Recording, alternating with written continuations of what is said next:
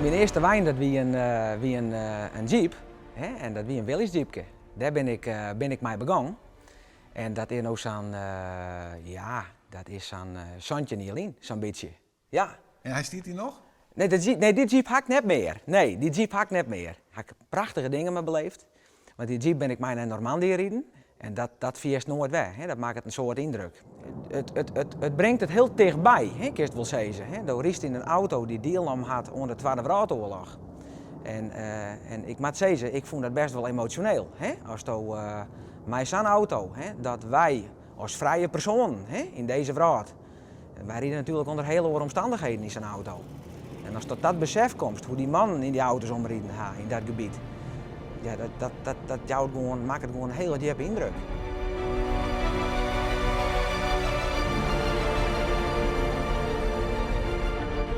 We hebben een rijtje staan. Willys Jeeps, Ford Jeeps. Er staat ook nog een bijzonder exemplaar bij. Dat is deze. Dit Jeepje, daar had Prins Bernhard onder andere in rijden. Dat is wel heel bijzonder. Ja, hoe komt het om die wijn? Op het moment dat je begint, denk je, waar moet ik beginnen? Hè? Mag ik op marktplaats wezen of waar dan ook? Maar dan rek is het in de kunde met mensen die al een heel skoft verzamelen. En die weten eigenlijk precies waar het wezen moest. Het is een wereldwijde handel. En er wordt altijd onderling er wel weer eens wat kocht en verkocht. Mensen hebben op een gegeven moment dus een bepaald voertuig gewoon, daar ben je op uitzoeken. En die wordt weer verkocht en die gaat naar je volgende liefhebber. Ik ga hier een weapon carrier staan. Het is een Dodge WC51. We hebben nog een oud kratje op staan. 1941 staat erop. Dus ja, wat wij ook proberen is die auto zo authentiek mogelijk op te turen.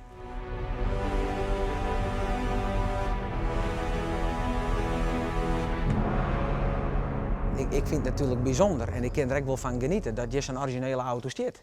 Daar ben ik heel wies mee. Hè? Dat doet wat met je. En dat is vroeger eigenlijk al ontstaan. Dat had me eigenlijk, vanuit jongs af aan had het me eigenlijk altijd al fascineerd. Wij gingen vroeger de boeken thuis hoe de Tweede Wereldoorlog. En daar ben ik dan zelf, net op mijn ouders, daar nog heel bord in lezen en nu is daarvan verteld. Natuurlijk, door maar wel hoe praat. En op een of andere manier had mij dat op hele jonge leeftijd had mij dat ongrepen. Wat is dat dan? Was ik graag soldaatje spelen? Nee. Sterker nog, hè, toen wij de dienstplichtige leeftijd hier, toen we de dienstplicht afschaft. Dus het had net iets zo behakken mij van, nou, ik heb wat mist of ik hier in dienst matten. Dat is net zo. Het is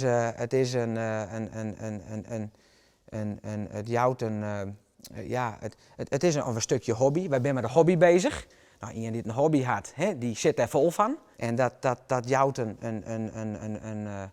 een gevoel, dat is soms echt net onder woorden te brengen. Nee, zo mag het maar beginnen. Maar ik hoop dat ik hem dat aan nek ervaren laten kan. Laten we aan even de voertuig starten. En dan gaan wij een slag te rijden.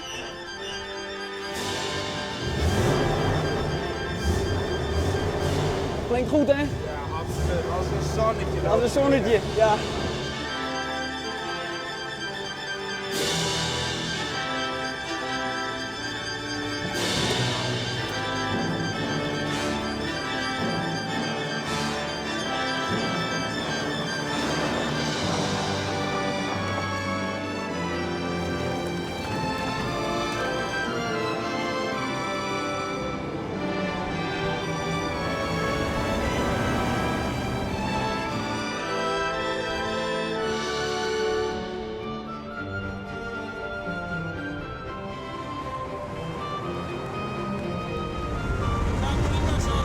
Toch een beetje. Ja.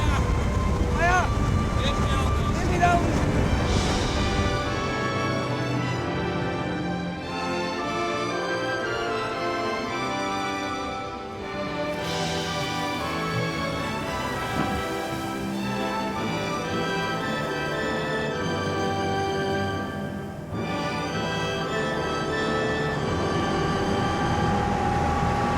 Is dit die mooiste? Ja, de mooiste. Het is wel het meest bijzondere voertuig. En als Nijgost, het voertuig is 80 jaar oud, hè. En dat het al hier nog functioneert, dat is wel kicken, zeker. Hoe heeft u dit leerd? Dat is een hele goede vraag. Want er zijn natuurlijk heel weinig mensen die de kennis hebben. En dan had Jorrit Volkers in Ljouwert, Jorrit zijn zoon, Laurens, die had ook dit soort voertuigen, had ook een duk. En daar had ik mee rijden, daar had ik landingen mee dienen. En op een gegeven moment zei hij ook van nou, dan ging ik alleen nog achterin zitten. Succes!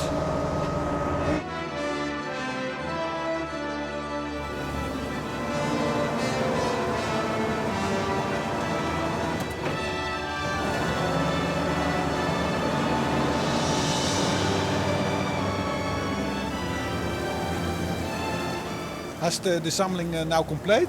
Soms denk je dat je klaar bent. Hè? Dan denk je van nou, het is mooi zo. Zodra ik tijd had, dan wil ik altijd even het internet op. Ik hou eigenlijk alle dagen in de gaten van nou, wat voertuigen binnen er te keer, wat komt erbij, waar biedt wat aan. Dat bloot heel nieuwsgierig. Ja, Ja, hè? absoluut. Ja, die koorts gaat nooit door. Kunnen wij hem in deze dagen nog zien? Onstaande sneun, dat is 6 mei. Hebben wij een living history camp weer met meer dan 60 historische legervoertuigen. En wij vertrekken morgens om 10 uur van Oude-Klingse. Dan hebben wij een toertocht door Noordoost-Friesland. 4 uur hebben we het Grutte Bevrijdingsfeest, het Grutte Bevrijdingsfestival. Onder leiding van de Big Band Ljouwert hebben we hier op Landgoed de Klins in Oudtsjerk. En daar is iedereen van harte uitnodigen.